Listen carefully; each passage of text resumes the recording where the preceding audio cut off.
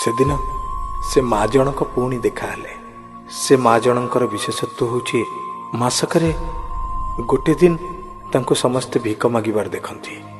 ସେଦିନ କେଜାଣି କାହିଁକି କେହି ଜଣେ ସେ ମାଆକୁ ପଚାରିଲା, ମା ମାସକରେ ଗୋଟିଏ ଦିନ ଭିକ ମାଗ, କ'ଣ ପୁରା ମାସଟା ସେଥିରେ ଚଳିଯା? ମା ଜଣକ ନୀରବ ରହିଲେ ଆଉ କହିବା ଆରମ୍ଭ କଲେ, ନାଇଁ ସେ ଗୋଟିଏ ଦିନ ପାଇଁ ତ ମୁଁ ଭିକ ମାଗେ। ଏବେ ଲୋକଟି ପ୍ରଶ୍ନ କଲା, ଗୋଟେ ଦିନ ପାଇଁ କେହି କ'ଣ ଭିକ ମାଗେ? କ'ଣ ପାଇଁ ମା? ମା ଜଣକ କହିବା ଆରମ୍ଭ କଲେ, ଖୁବ୍ କଷ୍ଟରେ ମୁଁ ଆଉ ମୋ ସ୍ୱାମୀ ମୋ ପିଲାମାନଙ୍କୁ ମଣିଷ କରିଥିଲୁ।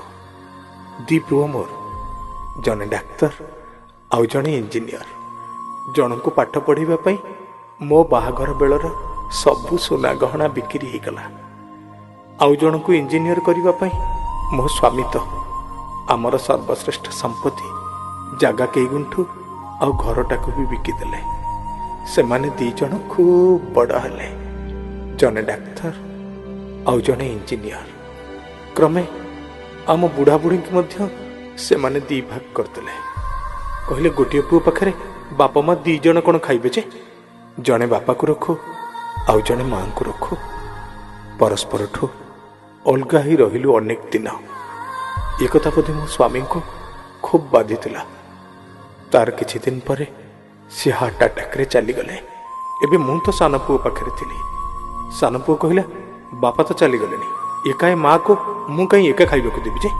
ଭାଇ ତ ଅଛି ନା, ବରଂ ଭଲ ହବ ମାସକର ଅଧା ଦିନ ଭାଇ ରଖିବ ଆଉ ଅଧା ଦିନ ମୁଁ ରଖିବି। ସେଇଆ ହେଲାରେ ପୁଅ। ମାସକରୁ 15 ଦିନ ମୁଁ ରହିଲି ବଡ଼ ପୁଅ ଘରେ ଆଉ 15 ଦିନ ରହିଲି ସାନ ପୁଅ ଘରେ। ଯେଉଁ ମାସଟି 31 ପଡ଼ିଲା ସେଦିନ ସାନ ପୁଅ କହିଲା, ଭାଇ ତ 1ରୁ 15 ତାରିଖ ଯାଏଁ ରଖିଛି, ମୁଁ ତ ରଖିଲିଣି 15ରୁ 30 ତାରିଖ, ଆଉ ଗୋଟିଏ ତାରିଖ ମୁଁ କାହିଁ ଏକ୍ସଟ୍ରା ରଖିବି ଯେ? ତୁ ଯା ମୋ ଘରୁ ବାହାରି ଯା।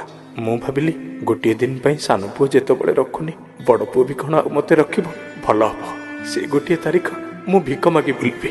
ମୋତେ ଦେଖିଲେ ଦୁନିଆ କହିବ, ଅମକ ଡାକ୍ତର କି ଅମକ ଇଞ୍ଜିନିୟରଙ୍କ ମା ଭିକ ମାଗୁନି, ବରଂ 21ଶ ଶତାବ୍ଦୀର ମାର ମମତା ରାସ୍ତା କଡ଼ରେ ବେସାହାରା ହେଇ ଭିକ ମାଗୁଛି ଦୟାର କରୁଣାର ତା ପରବର୍ତ୍ତୀ ପିଢ଼ିକୁ। ଭାବିଲେ ଲାଗୁଛି ଦିନେ ଗୋଟିଏ ମା ନିଜର 5-5ଟା ପିଲାକୁ ଏକା ଖାଇବାକୁ ଦଉଥିଲା, ଗାଧେଇ ଦଉଥିଲା, ସେମାନଙ୍କର ଦାୟିତ୍ୱ ବୁଝୁଥିଲା। ଆଜି 5-5ଟା ପିଲା, କିଏ IAS, କିଏ OAS, କିଏ IPS, କିଏ ଡାକ୍ତର, କିଏ ଇଞ୍ଜିନିୟର। ସେଦିନ 5-5ଟା ପିଲାକୁ ଏକା ଖାଇବାକୁ ଦଉଥିଲା ମା, ଅଥଚ ଆଜି 5-5ଟା ପିଲା ମିଶି ମାଆକୁ ମୁଠାଏ ଖାଇବାକୁ ଦେଇପାରୁନାହାନ୍ତି।